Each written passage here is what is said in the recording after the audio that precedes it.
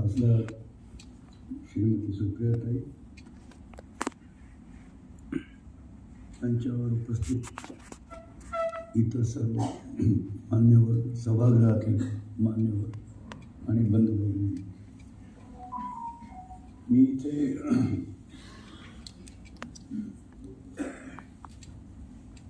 यशवंतराव चव्हाण सेंटरतर्फे दरवर्षी जे राष्ट्रीय पुरस्कार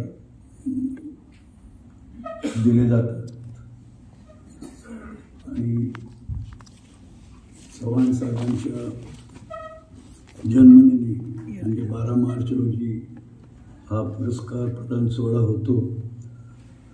पण त्या पुरस्काराची घोषणा आज म्हणजे चव्हाण साहेबांच्या पुण्यतिथीला आपण करत असतो आणि त्या निमित्ताने मी आपल्या पुढे उभा आहे.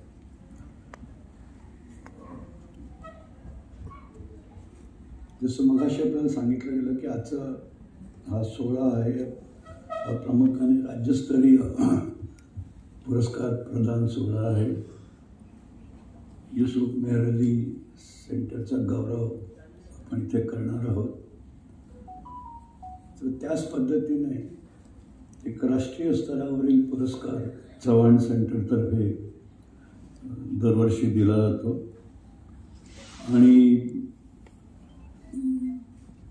त्या पुरस्काराचा उद्देश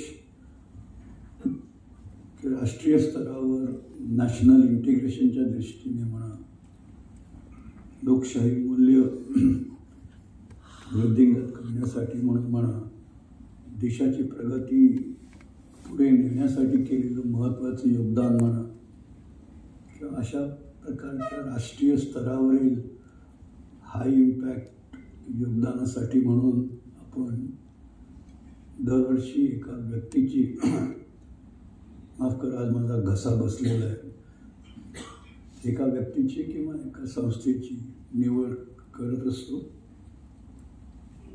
आणि जशी इथे आपल्या समोर राज्यस्तरीय पुरस्कारांची यादी आहे तसेच राष्ट्रीय स्तरावरील पुरस्कारांची यादी पण सगळ्यांना स्फुरण देणारी, प्रोत्साहित करणारी अशीच आहे.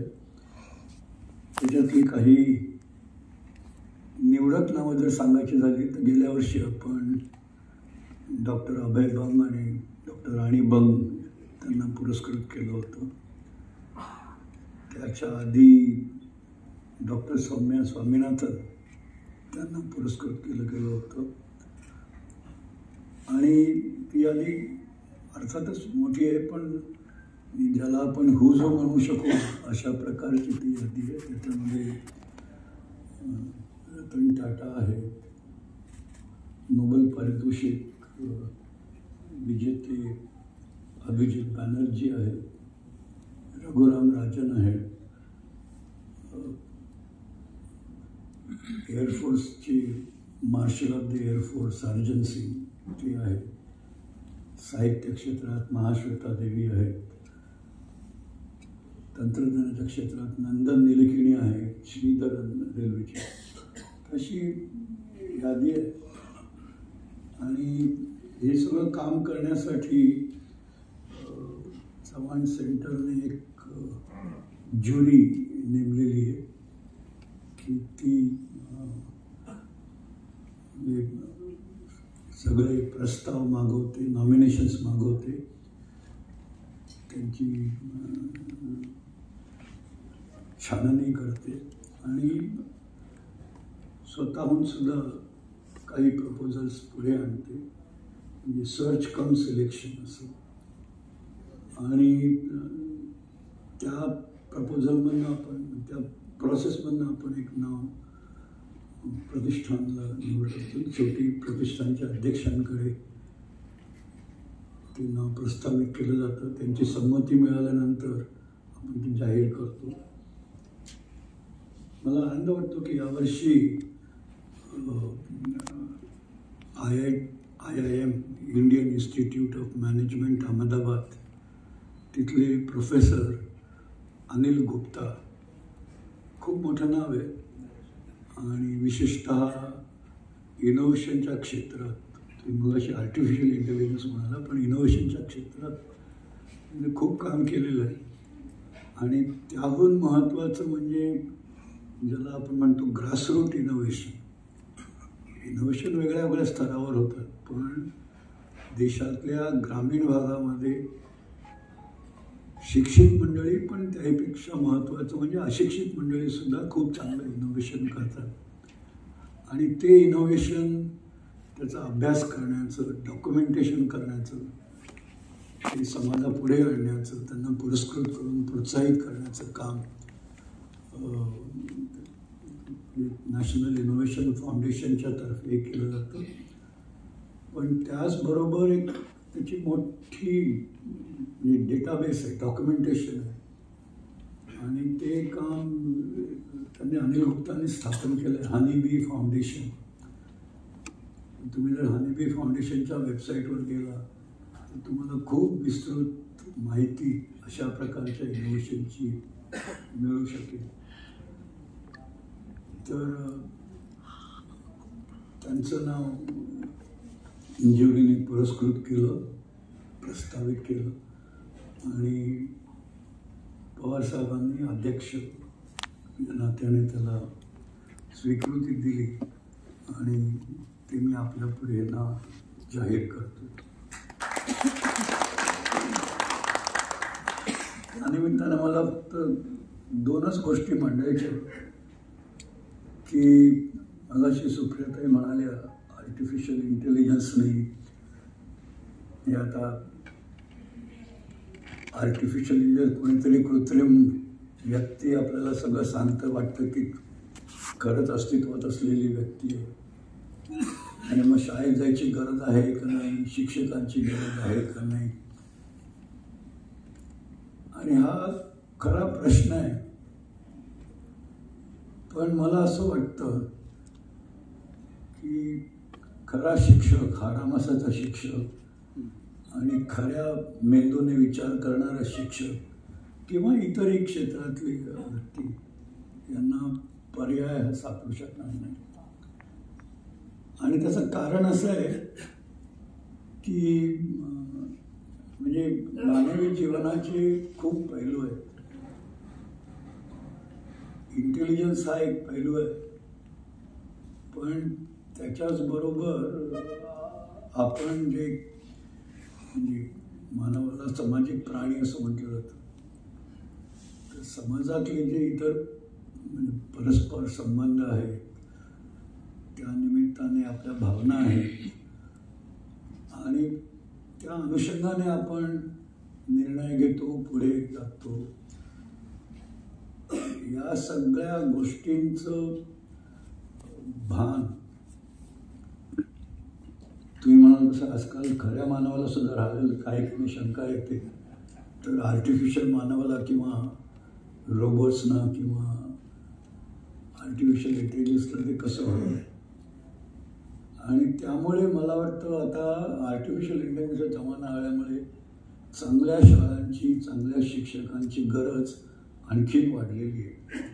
आणि या दोन्ही गोष्टी बरोबर होणं हे अत्यंत आवश्यक आहे.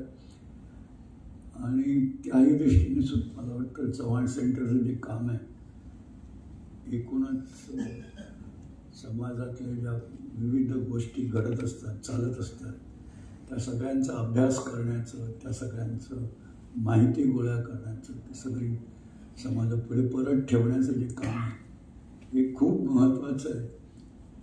आणि हे मला वाटतं दिवसेंदिवस याचं महत्त्व वाढतच जाणार आहे. आणि आर्टिफिशियल इंटेलिजन्सचा मुद्दा निघालेलाच आहे. म्हणून शेवटी एक गोष्ट सांगून मी संपवतो, आणि ते म्हणजे हा प्रश्न जगभर चालू आहे. म्हणजे असं काय आपल्यालाच पडलेलं आहे असं नाही. तर अमेरिकेच्या एका विद्यापीठातली गोष्ट आहे. कुलगुरू साहेब इथे उपस्थित आहेत, त्याच्यावर अधिक भाष्य करू शकतील.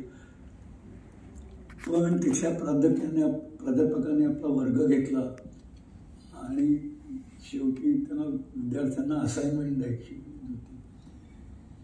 तर त्यांनी ती असाइनमेंट दिली. दुसऱ्या दिवशी सगळ्या मुलांनी ते असाइनमेंट करून आणली, त्यांनी बघितलं तर त्यांना शंका आली की काहीतरी गडबड आहे. म्हणून त्यांनी वर्गात विद्यार्थ्यांना विचारलं की याच्यापैकी किती लोकांनी आर्टिफिशियल इंटेलिजन्सचा उपयोग केला. तर सगळ्यांनी हात वर केले, त्यांनी सगळ्यांनी केलं. अगदी म्हणजे खरं खरं उत्तर दिलं. मग त्यांना प्रश्न पडला की याच्यावर आता बंदी आणायची का, म्हणजे मग विद्यार्थ्यांचं इव्हॅल्युएशन करायचं ते कसं करायचं. आणि मग ती त्यांच्या अकॅडमिक बॉडीमध्ये चर्चा झाली त्याच्यावर. आणि त्या युनिव्हर्सिटी पुरतं, त्या अकॅडमिक बॉडी पुरतं त्यांचा निर्णय असा की बंदी घालणं तर चुकीचं ठरेल, तो काही पर्याय नाही आहे. पण म्हणून त्यांनी सांगितलं की हा जो प्रश्न शिक्षकांनी एकदा असाइनमेंट दिली का तिथल्या तिथे विद्यार्थ्याला विचारायचं की ही असाइनमेंट आहे, तुझ्या डोक्यात काय विचार, हे तू कसं हँडल करशील. आणि त्या विद्यार्थ्यांनी एक्सटेम्पो त्याच्यावर बोलावं. आणि एकदा तो बोलला ते की ते रेकॉर्ड होईल. त्याच्यानंतर मग त्या विद्यार्थ्यांना ChatGPT किंवा इतर AI एजंट सगळ्यांचा वापर करण्याची पूर्ण मुभा असेल. पण त्याची जे असाइनमेंट असेल त्याचा गाभा त्यांनी जे सुरुवातीला जो बोलला होता त्याच्या पलीकडे जाता कामा नये, त्याच फ्रेमवर्कमध्ये त्याचं उत्तर आलं. त्यामुळे त्या फ्रेमवर्कमध्ये उत्तर लिहिण्यासाठी तुम्ही ChatGPTचा वाटेल तेवढा उपयोग करा. आणि मग सांगायचा मुद्दा असा की असे पर्याय आपण काढू शकतो की ज्यायोगे असलेल्या नवीन तंत्रज्ञानाचं सुद्धा एकूणच शिक्षण पद्धती म्हणा किंवा समाजाचं परिवर्तन चांगल्या दिशेने पुढे जाण्यासाठी आपण खूप पर्याय किंवा खूप त्याचा फायदा होऊ शकतो. कमिंग बॅक टू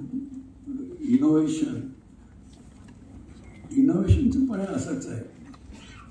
इनोव्हेशन सगळ्या क्षेत्रात होत असतं आणि सगळेच इनोव्हेशन चांगले असतील असा भाग नाही. एखाद्या इनोव्हेशनने चांगला बिझनेस होऊ शकेल, पण त्याचा समाजावर चांगला परिणाम होईल का वाईट परिणाम होईल हा एक वेगळा मुद्दा आहे. आणि त्याचं तारतम्यसुद्धा सांभाळलं पाहिजे. आणि त्या दृष्टीने ग्रासरूट लेवलचं इनोव्हेशन हे अत्यंत महत्त्वाचं आहे. कारण तिथे त्याचा जो फायदा आहे तो अगदी तळागाळाच्या व्यक्तींपर्यंत पोचतो. आणि असं म्हणतात की संपत्ती वरच्या स्तरावर निर्माण झाली तर ती इतकी चांगली डिफ्यूज होत नाही पिरामिडमध्ये. खालच्या स्तरावर निर्माण झाली तर ती संबंध पिरामिडमध्ये चांगल्या प्रकारे डिफ्यूज होते. त्यामुळे मला असं वाटतं की अनिल गुप्तांचं जे काम आहे ते खरोखर आजच्या संदर्भात सुद्धा खूप महत्त्वाचं आहे. धन्यवाद.